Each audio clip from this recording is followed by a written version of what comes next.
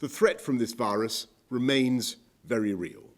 Yes, it's true, we've vaccinated more than 90% of those aged over 70, but don't forget that 60% of hospital patients with COVID are under 70.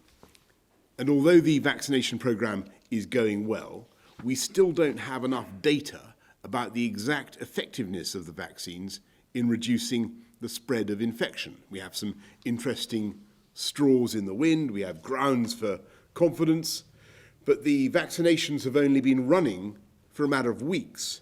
And while we're learning the whole time, we don't today, as I talk to you today, we don't have all the hard facts that we need. And the level of infection remains very high, with still more people today, more people still in hospital today than in at the peak last April.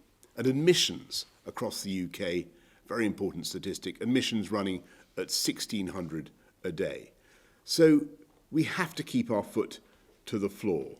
And I can tell you that today, the next million letters are landing on people's mats right now, offering appointments to the over 65s. And we're also contacting all those aged between 16 and 64 with underlying health conditions, as well as adult carers.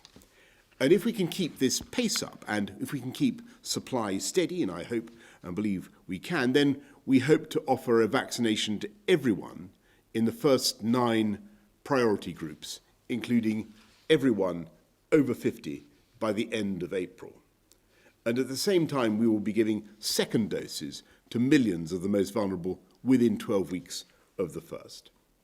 So this moment is a huge step forward, but it's only a first step. And while it shows what the country can do, we must be both optimistic but also patient. And next week, I'll be setting out a roadmap saying as much as we possibly can about the route to normality, even though some things are very uncertain.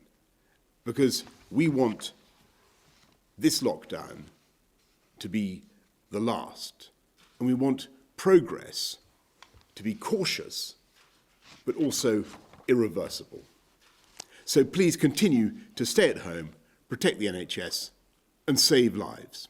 I think it's fairly obvious at the moment that most of the evidence seems to point to the disease having originated in Wuhan. That seems to be where the consensus is at the moment. Therefore, I think we all need to see as much as we possibly can about how that might have happened. The zoonotic questions that people are asking, I think we need as much data as possible. And I think what the world do ask, what are we going to do about it?